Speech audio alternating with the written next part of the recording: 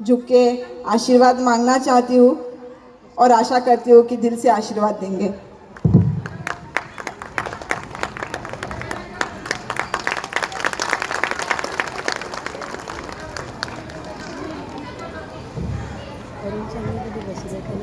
मेरे भाषण को शुरुआत करती हूँ। हिंदवी स्वराज्याचे संस्थापक, अखंड महाराष्ट्राचे आराध्य दैवत छत्रपती शिवाजी महाराज, ज्यांनी सामान्य माणसाला ताठ मानेने जगायला शिकवलं, मॉडेल पण वाकडा नाही हे अख्ख्या जगाला रंगावून सांगितले, असे तुमचे आमचे मराठी मनाचे मानबिंदू सरसेनापती हिंदुराजा सम्राट बाळासाहेब ठाकरे, महाराष्ट्राचे लाडके मुख्यमंत्री, कुटुंब प्रमुख, शिवसेना पक्ष प्रमुख सन्माननीय उद्धव साहेब ठाकरे, युवा सम्राट, युवा सेना प्रमुख, पर्यावरण मंत्री आदित्य साहेब ठाकरे आणि शिवसेना प्रमुखांना अभिप्रेत असलेला शिवसैनिक म्हणजेच माजी विभाग प्रमुख स्वर्गीय प्रकाश कारकर साहेब, सर्वांना विनम्र अभिवादन करते। आज के इस कार्यक्रम में उपस्थित प्रमुख अतिथि, इस वार्ड के आपके सबके लाडले दुलारे नगर सेवक हर्षद प्रकाश कारकर जी, वार्ड नंबर 6 के शाखा प्रमुख प्रवीण दादा कुहड़ेकर, शाखा संगठक दर्शना भरने, उपशाखा संगठक पुष्पा पाटिल और हमारे सभी मान्यवर, और जिनकी वजह से आज भी प्रभाग क्रमांक 6 में ये भगवा झंडा सम्मान से लहरा रहा है, ऐसे पीछे बैठे मेरे सारे कार्यकर्ते और सारे पदाधिकारी, सबको जय महाराष्ट्र। शादी को 9 महीने हो गए हैं। क्या आप मुझे जानते हो? जानते हो ना मुझे? कौन हूं मैं? आपकी बहू हूं। अभी बहू मानते हो या नहीं मानते? मानते हैं ना? आप मुझे जानते हो और आप मुझे मानते हो, मैं यहीं पे जीत गई। अभी कोई इलेक्शन हो या ना हो कोई फर्क नहीं पड़ता, मैं मेरे हर एक लोग तक पहुंची हूँ, ये मेरी जीत है। और यही स्वर्गीय प्रकाश कारकर साहब को आदरांजलि है कि उन्होंने जो संस्कार दिए, उन्होंने इतने सालों से जो लोगों के लिए मेहनत की, उन्होंने जो प्यार दिया, उस पर मैं खड़ी उतरी हूँ। कहते हैं संसार और अपना परिवार बढ़ाने की ताकत रहती है वो एक स्त्री में होती है, एक महिला में होती है। पुरुष घर में कमाते हुए पैसे लाके जरूर देता है, पर संस्कार देने वाली एक औरत होती है। स्वर्गीय प्रकाश कारकर साहब ने आपको कन्हैया जरूर दिया है, पर कन्हैया के साथ मुझे भी दिया है, ये आप मत भूलो। आज मेरी अपनी भजन मंडली के साथ मैंने भजन किया, मुझे बहुत मजा आया। कुछ को लगा होगा आपने गुजराती में भजन किया पर मेरे को समझा नहीं, पर ऐसी बात नहीं, मेरे को बहुत अच्छे से समझा। आपने कन्हैया को चिढ़ाया, आपने कन्हैया को सहराया, आपने कन्हैया को फोन पे बुलाया, आपने कन्हैया को खाने पे बुलाया और आपने कन्हैया पे हक दिखाया। तो मैं आपको आज ये बोलती हूँ कि 2017 में स्वर्गीय प्रकाश कारकर साहब ने आपके आंचल में और एक कन्हैया दिया है, और इन 5 सालों में आपने इस कन्हैया से गुस्सा किया, इससे डिमांड किया कि मुझे गली करके दो, मुझे गटर करके दो, मुझे पैसेज करके दो। तो मैं आप सबसे बस एक ही विनंती करना चाहूँगी कि इस कन्हैया को आने वाले मुंबई महानगर पालिका इलेक्शन में चुन के दो,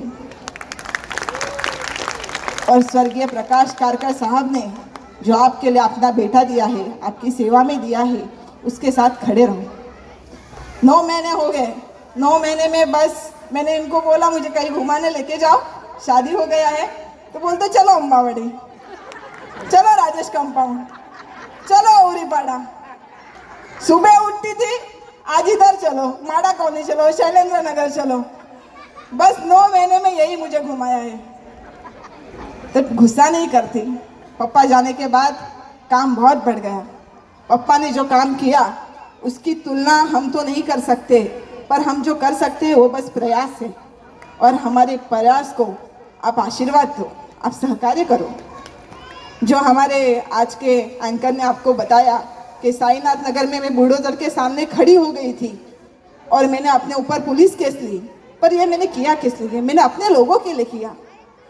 हम ये नगर सेवक हैं और मैं प्रकाश कारकर की बहू हूँ, मैं लोगों के लिए हूँ, जिन्होंने अपनी जिंदगी लोगों के लिए दे दी।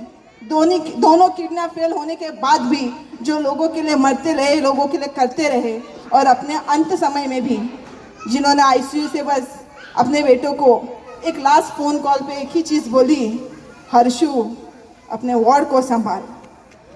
जो अपने अंत समय के टाइम पे भी अपने प्रभाग के बारे में सोचता रहा, ऐसा महान व्यक्ति जिसे किसी चीज़ के मोह माया नहीं, बस मेरे लोग और मेरे लोगों की सेवा। मुझे पता है मैं कुछ ना भी बोलूं तो मेरे ससुर की पुण्याई मेरे साथ आके खड़ी रहेगी और मेरे को ढेर सारे आशीर्वाद देगी। आपके आंखों में आंसू आ गए, मैं जानती हूँ, क्योंकि नगर सेवक क्या है, कार्यकर्ता क्या है, आप तो मेरा परिवार हो और मेरे दिल से निकली हुई बात आपके दिल पे जाके छू रही है, यहीं पे मैं जीत गई हूँ। और मैं साईनाथ नगर में बुलडोजर के सामने खड़ी हो गई क्योंकि मेरे लोगों का घर टूट रहा था। अगर मेरे लोगों का घर टूट रहा है मतलब मेरा घर टूट रहा है। अगर मैं उनके लिए खड़ी नहीं रहूंगी तो कौन रहेगा? राजेश कंपाउंड में भी ऐसा ही कुछ हुआ।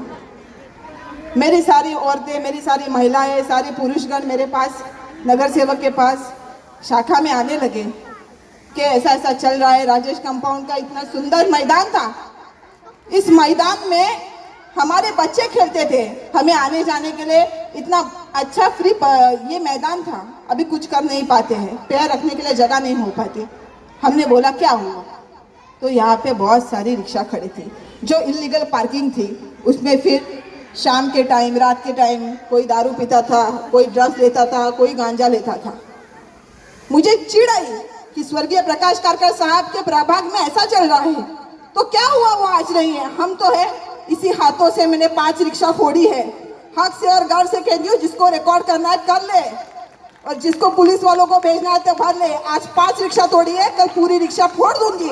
अगर मेरे लोगों को परेशानी हुई तो पहले मैं खड़ी रहूंगी और ये मैं आपको आश्वासन देती हूँ। राजेश कंपाउंड में पानी लाने वाला कौन था? कौन था पानी लाने वाला? पानी वाले बाबा किसको बोलते थे आप? हमने कभी बोल बच्चनगिरी की नहीं, करके दिखाया है। आज तक जो भी किया है वो डंके के चोट पे किया है और आगे जाके भी डंके के चोट पे करूंगी।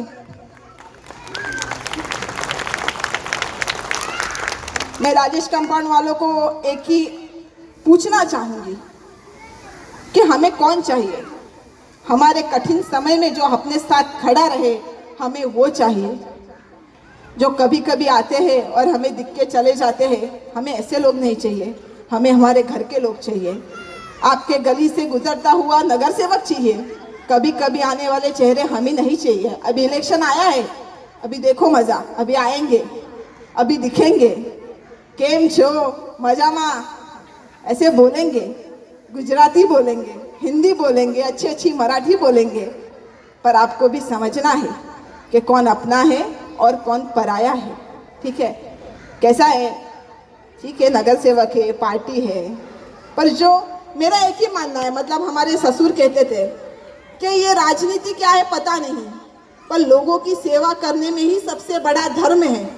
धर्म की कोई परिभाषा नहीं है, इंसान होके इंसान की मदद करो, ये सबसे बड़ा धर्म है। अगर आप जनता को प्यार दोगे तो जनता भी आपको प्यार ही देगी, और ये प्यार मुझे राजेश कंपाउंड वाले दे रहे हैं, मुझे पता है। मैं जाते जाते आपको यही आह्वान करूंगी, मैं तो फिर से आने ही वाली हूँ। आप जब बुलाओगे तब आऊंगी, और नहीं बुलाओगे तो भी बेशर्मों की तरह आऊंगी, क्योंकि ये मेरा घर है, मुझे पता है। और मेरी तो अभी इधर अपनी भजन मंडली है, मैंने तो नगर सेवक को डिमांड भी की है हमें मंडली का सामान दो करके, तो और अच्छे से और मजे से हम भजन कर सके। मैं आप सबकी तरफ से हमारे नगर सेवक को धन्यवाद व्यक्त करती हूँ कि हमारे राजेश कंपाउंड वासियों के लिए इतना सुंदर वृत्तपत्र वाचनालय, मतलब पढ़ोगे तो आगे बढ़ोगे, इसी संकल्पना से स्वर्गीय प्रकाश कारकर साहब के आज जयंती पे, इतने सुंदर अवसर पे आपने हमें ये उपलब्ध करवाया है। आगे जाके ऐसे ही काम, ऐसे ही कार्य और ऐसे ही विकास उनके हाथों से होते रहे, ऐसी प्रार्थना मैं अपने कन्हैया के पास करती हूँ। और आज जो कल ही सबसे बड़ी और दिल दहलाने वाली वारदात जो हुई कि हमारी भारत रत्न, जिनको हम गान कोकिला बोलते हैं, लता ताई मंगेशकर जो अपने बीच नहीं रही, उनके लिए अफसोस व्यक्त करके श्रद्धांजलि व्यक्त करती हूँ। मेरे 2 शब्द खत्म करती हूँ। जय हिंद, जय महाराष्ट्र।